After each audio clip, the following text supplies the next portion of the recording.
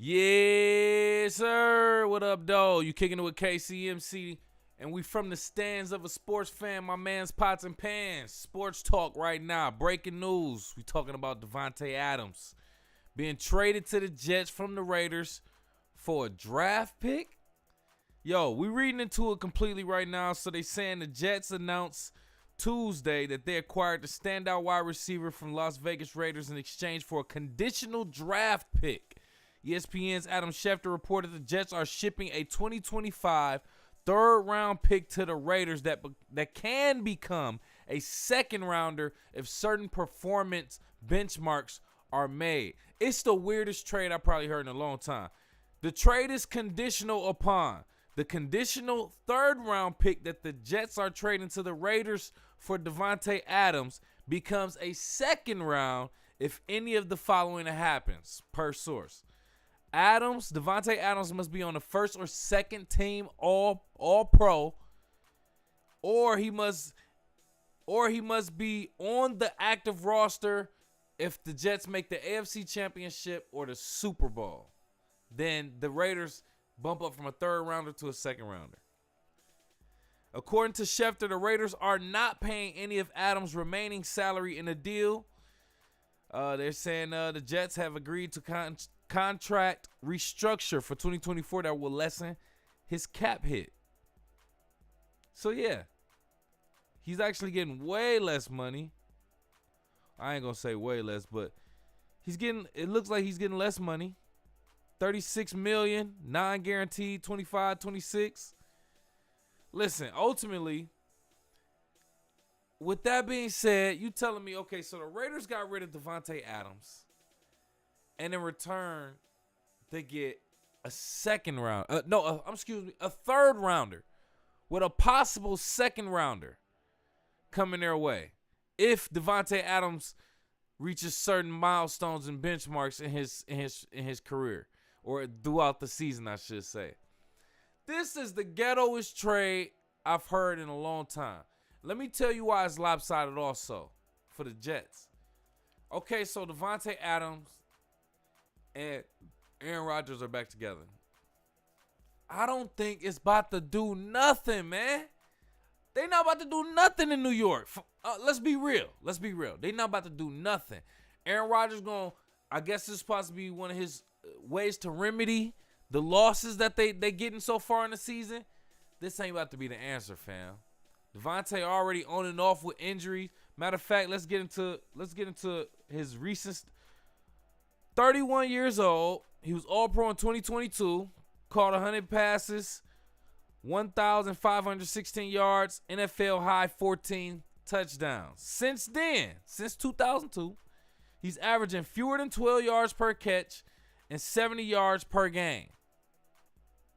The latter in particular, as well as his peak years, are below his years with Green Bay, man. Listen, man, and that's coming from Bleacher Report. That part right there. Overall, I think DaVante Adams is on a decline. Aaron Rodgers on a decline. The Jets just got Gary Payton and Karl Malone in the 2004 Lakers form. That's what they just got. They got some superstars that would have been superstars back when they were superstars.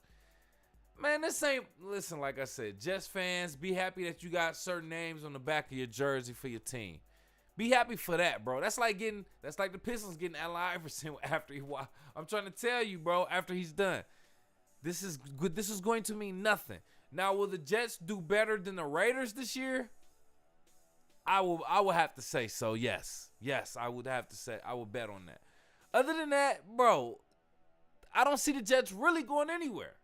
I don't really see them going anywhere. Not past the first round in the playoffs. That's me personally. Depending on who they play, though.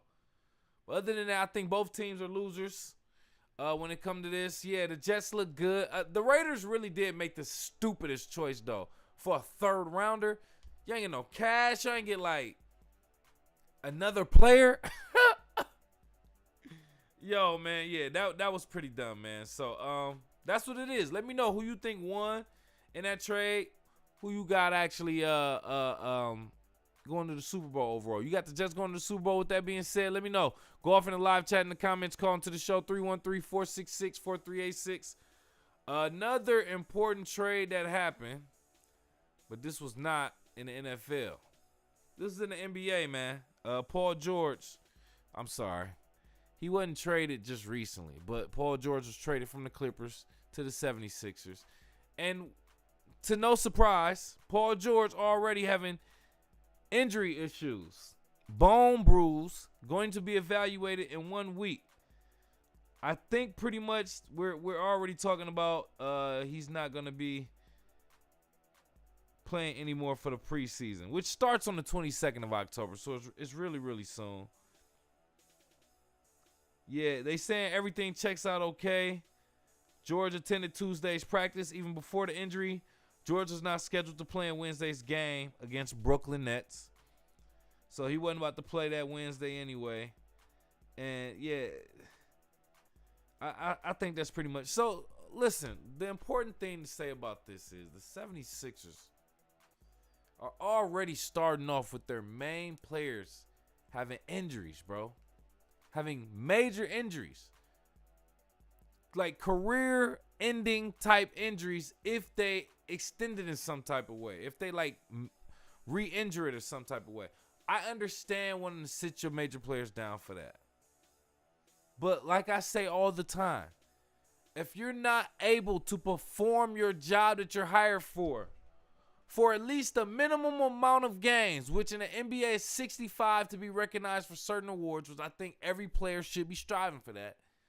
I think you should reevaluate your career in general. You should probably go do whatever you went to school for. If you didn't go to school, take this opportunity to go to school. Or do whatever. Go to a trade school. My point is, you ain't built for this. If you got to sit out that long, I'm tired of these players, bro, having to sit down on and off. Joel Embiid talking about, I'll probably never play back-to-back games again. What? What? You can say that? Bro, that's crazy, bro. With that being said, man, you being extremely disrespectful. And I really don't even want to see you play at this point. You every now and then player, I think that should really heavily weigh on players' scoring averages. How you going to average 30, but you only played 40 games this season? It's players that play 70, 80 games, and they averaging maybe somewhere in the upper teens. That should be skewed a little bit more. So if you're not playing as many games, I think your average on points, rebound, all your entire statistical average should be skewed a little bit less because you didn't play as many games. That's just what I think. So, Paul George, hope you heal better, quick, whatever the case may be. But y'all in Philly, y'all ain't off to a good start. We've seen this happen with a few different teams recently, bro. And this ain't looking good for y'all. So, y'all going to have to get that together. But that's just what I think. Let me know what you think. Go off in the live chat in the comments. Call into the show, 313-466-4386. Keeping things in the NBA, though. My dog, I just had to do this check-in report with my dog, man. Zach Edey, man, from Purdue. Big dog, man. He was actually shining. And he playing for the Memphis Grizzlies right now, but they played against the Indiana Pacers in the preseason game. Shot 10 for 15 from the floor. Less than 19 minutes of action on the floor.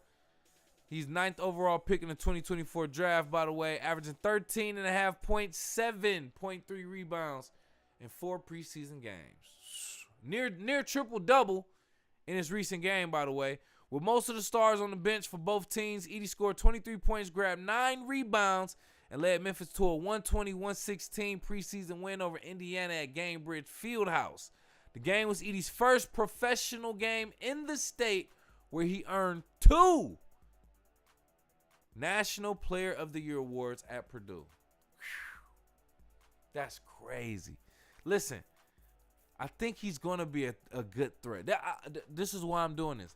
Zach Edey is feeling greedy from Memphis Grizzlies. I think this is a player to watch out for. I'm saying this right now while it's early. Watch out for this dude, bro. You heard me say that. Him and Ja Morant is going to be interesting to see how that works out. But I done said it already. So let me know what you think. Zach Edey, Memphis Grizzlies. I think he's doing real nice. I think he's going to end up being pretty decent too. Go off in the live chat in the comments. Call into the show. 313-466-4386. Yeah, we was really just talking about NFL stuff at this point now. So I got some more NFL news. If you want to, yeah, this is NFL news technically, right? Because Tom Brady, my man's is officially part owner of the Raiders. The Raiders of all teams, though, right? The same team where the Tuck rule happened. Was that 2002? Man, that's crazy. But yeah, now he's a key figure in NFL history, and he became part owner of the Las Vegas Raiders. After a long approval process, NFL owners unanimously voted to allow Brady to join the ownership group alongside Knighthead Capital's Tom Wagner, and a former teammate, Richard Seymour. Initially, the sale was delayed over concerns regarding the valuation of Brady's stake. But the adjustments made in February paved the way for the deal to be completed. Principal Raiders owner Mark Davis, who's still the real owner, he expressed excitement, and NFL Commissioner Roger Goodell praised Brady's continued involvement in the league. Brady, who holds 7 Super Bowl titles, continued to make his mark on the NFL both on the field and off, despite balancing his broadcasting role with Fox. That's kind of crazy when you think about it. Got paid that big money from Fox. You already retired. You got 7 Super Bowls. You dominated as a player. Now you just walking around owning teams with rings and talking about teams. Now you part owner of a team, bro. I think that's extreme conflict of interest. But I'm with it, though. I'm with it. Let's just let my mans walk. Tom Brady, he's the real GOAT, bro. He's the real GOAT, bro. We need to start calling him Billy. We're going to start calling him Billy, man. Billy Brady. Because he's the GOAT. Billy Brady the GOAT. My man's part owner. He's part owner. Like, that's just like everybody else for the most part that you hear. Like, they be little fractional owners. Like we said, Mark Davis is the real owner of the Raiders, the majority owner, the principal owner. So he the one that he got that real money. He make Tom Brady money look like little homeless money. But anyway, I think this is pretty dope in some type of way. But like I said, I do think there's some type of conflict of interest too. That's just what I think. Let me know what you think. Go off in the live chat in the comments, call into the show. 313-466-4386. Hey man, so since we in the NFL, let's just go ahead and talk about it. Let's just talk about what's going on in the NFL. Do I got the NFL joint? Hell no, I ain't got the NFL joint. All right, but anyway, in the NFL, this is what we'll do. In the NFL, as a matter of fact, man, we just got done with week 6, I want to say. Week 6 is what we just got done with. So we're going to get some highlights and some updates as to what happened in week 6. Week 6. All right, so just to get through it.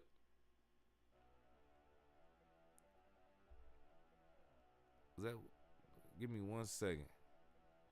Yeah, week 6. Excuse me. Yep, week 6 completed officially.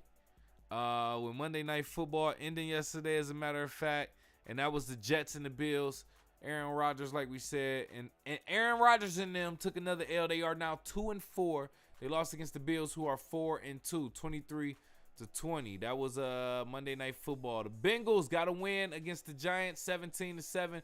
Bengals 2-4, Giants 2-4. The Cowboys took that heavy L against my Lions, 47-9. My Lions now 4-1. Dallas Cowboys 3-3. Y'all be all right. Falcons and the Panthers. Falcons got the win, 38-20. Falcons 4-2. Panthers looking bad, 1-5 in the season so far. The Steelers versus the Raiders. Speaking of the Raiders, they took another L, 32-13 to the Steelers, who are now 4-2, and the Raiders are 2-4 through week 6. Chargers versus Broncos. Chargers walked away with the win. They 3-2. Broncos 3-3 with another loss. Bo Nix out there. Jalen Hurts and the Eagles walked away with a win. They are 3-2 after a win against the Browns, who are now 1-5. That's unfortunate what's happening out there with the Browns and Deshaun Watson and whatnot. Is that Deshaun Watson out there with the Browns? Yeah, I think so. Anyway, yeah, that's the Browns. Yeah, I'm tripping. Anyway, the Texans end up beating the Patriots. I mean, rightfully so, man. Texans now 5-1. Patriots are 1-5. That's what I mean by that. Patriots ain't looking too hot this season. And Texans are doing pretty decent with C.J. Stroud. Colts and the Titans. Colts got the win. 20-17. 3-3 now. Titans 1-4. They are looking bad. Packers got a win. I didn't necessarily like that, but they beat the Cardinals. Cardinals are now 2-4. Packers 4-2. 34-13. Packers got that win. Ravens versus Commanders. Ravens, Lamar Jackson got that win. Ravens 4-2. Commanders 4-2. Only gave the Commanders their second loss of the season. It's not too bad. I will applaud that. Buccaneers against the Saints. Bucks put a clinic on 51-27. Baker Mayfield and the Buccaneers, they are to be watched. They are not to be taken lightly. 4-2 in the season right now. Saints are now 2-4. And the Bears and the Jaguars, shout out to Caleb Williams, got a win. 35-16 against the Jaguars, who are looking poor. 1-5. So, yeah, whatever. Lastly, Seahawks versus the 49ers. Geno Smith and the Seahawks, man, they took an L. 49ers got an unsurprising, if I'm not surprised, win. They're now 3-3, and the Seahawks are 3-3. That's through week 6. Then we got week 7 coming up. I'm not going to go through all the games, but my Lions do play the undefeated Vikings Sunday at 1. I have the Lions getting that win, actually. I have the Lions getting that win. Now, we are without Aiden Hutchinson. That's a big loss on defense. But I feel like we can make up for that. Really, like in our backfield, Brian Branch and whoever the hell else we got back there, man, they doing pretty decent. They going to hold that down. That's the key game. I got the Lions winning that Vikings game, of course. Other than that, who else do I see that's important? Bengals and Browns. Two sorry-ass teams. I don't know who I got winning that. Hopefully Deshaun Watson get it. But I like Joe Burrow, too. So just want to see a good game. Then we got the Jets Steelers. I want the Jets to take some losses, so I'll get the Steelers over that. Especially if Russell Wilson come back. They're saying Russell Wilson could come back and start. So I want to give it to Russell Wilson. Oh, man, what am I doing right there? I want to give it to Russell Wilson and the Steelers if they win against the Jets. So that's why I got playing and winning. Chiefs and the 49ers, I'm giving it to the Chiefs, man. They still undefeated 5-0. They just had a bye week. They feeling real good. They real charged up.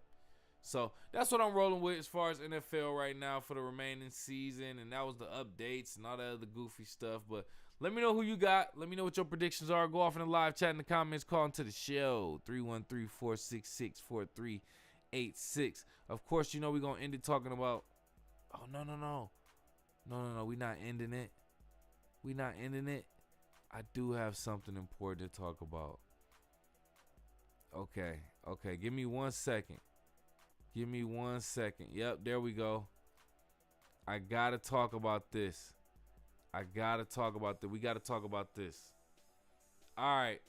This is coming from local12.com. San Jose State University volleyball player Brooke Slusser commended the University of Nevada, Reno women's volleyball team for forfeiting their upcoming match against San Jose State University in solidarity with other schools. This move follows previous forfeitures by Utah State, Wyoming, Boise State, and Southern Utah, all in response to concerns raised regarding gender identity policies in sports. Slusser is one of 18 athletes suing the NCAA, alleging safety concerns related to transgender athletes. While the University of Nevada clarified that the decision was made independently by its players, San Jose State University coach Todd Kress expressed frustration over the external pressures affecting his team and the sport as a whole. It's kind of crazy. I don't know if you read that or heard that clearly. There's a player on San Jose State University, if I'm not mistaken, is hating on another player on San Jose State University who is allegedly a transgender. And now other teams who are supposed to be playing San Jose State University are forfeiting, saying we're not about to play a team that has a transgender. And then this Brooke Slusser is applauding other teams that she's supposed to be playing. She's applauding them for quitting and forfeiting because they don't want to play the transgender who's on her team, Brooke's team. This is the craziest thing ever to me. Now, I could just say, Brooke, why don't you just not play volleyball if you hate it that much? Why don't you just transfer schools? I can't say that because I'm thinking, well, this is your school. You went here. You probably went here before this person. Even if so or whatever, that don't mean you have to necessarily change school. So I kind of get it in that sense. If it's a real concern of yours, which it seems like it is, and I get it, okay, I see you going through the lens of what you're going through. But it just looks and sounds crazy. The fact that this is your own teammate and you are applauding teams that y'all are supposed to be playing for forfeiting. This is a waste of y'all college career. Not just your teammates, but yours too. This is wasting time. Trust me, anybody who is outside of college right now, for the most part, can tell you that time goes by fast and they wish they can go back and enjoy it and do different things. Don't waste your college career out here doing stuff like this. Just play the damn game. Now, do I agree with it? I'm going to be honest. I don't agree with it either. I don't agree with it either. I don't agree with males or natural born males, women who are born males, playing in female sports. I don't agree with that whatsoever. So, but it's like I said, it's really just the narrative. The fact that it's your own teammate that's hating on you. At the end of the day, this is hating. Whether you believe it, you can say I'm hating. I'm a hater then. You ain't supposed to be playing in women's sports, bruh, if that's the case. But the coach is saying, listen, man, this whole topic and all of this is just holding away from, like I said, these young women's careers, the love of the sport, the game. So I do get that. It's just a little bit extra. The fact that the schools or anybody even allows that to happen. So I just wanted to put it out there respectfully that this happened. Somebody who's a teammate of somebody is snitching and saying, dang, I don't like that they even here. That's crazy to me. But anyway, let me know what you think. Go off in the live chat in the comments. Call into the show. 313-466-4386. Other than that, that's pretty much all we have and had. Tyson versus Fury. This is still scheduled for November 15th, if I'm not mistaken. There was some rumors saying that Mike Tyson had called it off. I don't know how true that is. I haven't confirmed that. I haven't seen anything that confirmed that. But they also got a series coming out on Netflix. Countdown, Paul versus Tyson. Little Netflix, little mini series. It's all bogus to me. I ain't riding with none of it. So that's just what I think. Let me know what you think. Go off in the live chat in the comments. Call into the show. 313-466-4386. I think that's it, man. We about to go ahead and get up out of here. Thinking out loud, man. If you got kids, you have a child. If you are fortunate enough to be in a position where you can see your child every day, you getting home from work or whatever the case may be, whatever your obligations are on a frequent basis, and you know you come home to your child being right there in the house, whether they tearing the house up, whether they sleep, whether they playing, whether they sitting there like an angel waiting for you to open the door and love on you. You really miss that when you don't have it anymore. So don't take that for granted, man. Don't take that for granted. Yeah, I miss my son. I miss my son. All right. That's all I got, man. We gotta get it. We getting up out of here. I just want to do a show. Back-to-back days. I'm trying to get to a point of doing these mugs like literally every day. But the setup and what I put behind this, even just to get the stories and stuff behind, it take a little bit of work. But we gonna get it together, man. I appreciate you for kicking with KCMC. Make sure you hit that like button, subscribe button, hit that alert so you know when we going live. Also, check out Untalk. Also on Team Elite Media. Also, we got other shows coming up, man. But I appreciate you. Make sure you share and tell a friend to tell a friend. We up out of here.